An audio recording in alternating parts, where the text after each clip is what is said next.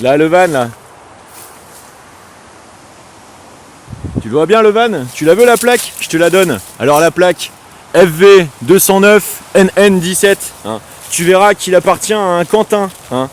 Employé maintenancier d'une société qui s'appelle Oxoline, filiale de la tonnellerie Baron au Gond à Saintes. Hein. C'est précisément la boîte dans laquelle, au moment de la distribution des primes à l'intéressement annuel, après un an de mission intérim chez eux, ou en arrivant en doublon en 2-8, hein, j'ai juste triplé la prod, participé annuellement à doubler le chiffre d'affaires de la boîte, hein, une paille, mais où cet ancien ami d'enfance, hein, comme par hasard, pile poil à ce moment-là, sous couverture de venir prospecter, soi-disant dans le petit café PMU à côté de la boîte, là où il avait été réquisitionné la salle pour faire le repas payé par la hiérarchie, hein, vient carrément essayer de m'humilier à table devant ma hiérarchie, alors que j'étais en train de discuter avec mes supérieurs, en se penchant par-dessus la discussion comme ça, alors que on s'est toisé dès qu'il est rentré dans le bâtiment, parce qu'il sait très bien qu'on est indifférent, puisque le jour où il avait essayé de commencer à organiser cette dévastation de ma condition, alors que j'étais en train de l'aider dans tous les sens, hein, c'est le seul pote d'enfance à qui j'ai mis un pain, effectivement. Quand j'ai réorganisé en fait la nécessité de revisibilisation en fait, hein, de la réalité de tout ça, hein, a comme par hasard été déclenché les affaires de la mémoire du passé colonial algérien, hein, bah oui, parce qu'on allait commencer à parler des artefacts retrouvés dans la maison de mes grands-parents, parce que on va parler en fait de l'entreprise de tentative de maintien de ma famille, de mes parents, hein, sous emprise, peut-être même sédatée, hein, vu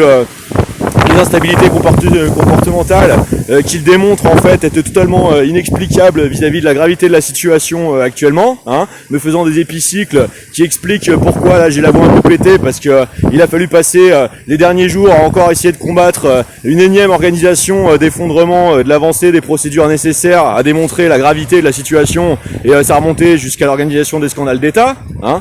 Et pourquoi? Parce que mon grand-père côté paternel, comme beaucoup à son époque, en fait, il a été mobilisé de force, hein, en Algérie, tu vois. Maintenant, il est resté à l'arrière aux cuisines, hein, et toute sa vie, il a passé sa vie à aider les gens. Hein. Donc, je veux dire,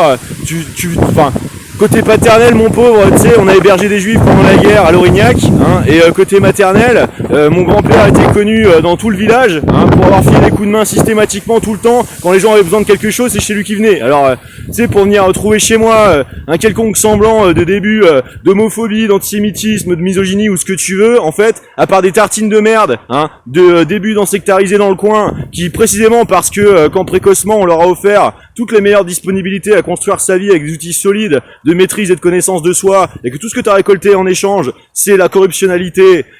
des mouvements débiles, d'avoir essayé de défoncer en fait le trésor spontané en fait précoce qu'on avait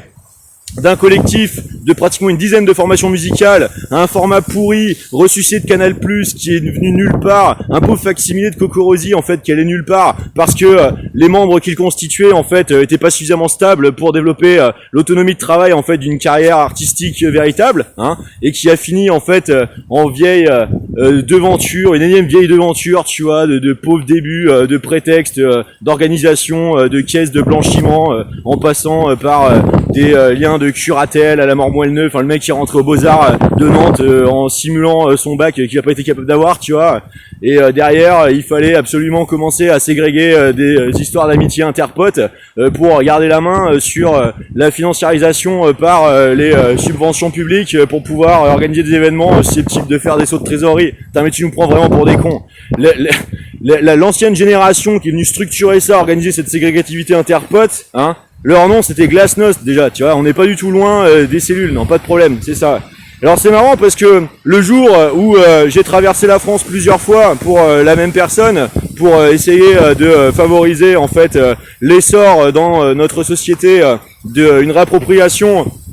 des moyens technologiques décisifs de sortir en fait justement des emprises, des impérialisations, des rapports à la technologie qui contraignent tout le monde à basculer dans la pseudo-inexorabilité de la violence coloniale, néo-raciale, suprémaciste, génocidaire. Eh bien, qu'est-ce qui se passe? Toute une succession d'opérations psychologiques dans lesquelles je me retrouve avec mon ancien contact prototypeur visiblement retourné par toute une suite d'opérations. Il me dira lui-même qu'il en avait marre des soirées petites putes cocaïne sur Clermont, etc. C'est la semaine où on finalise le couplage des prototypages dont j'ai parlé, comme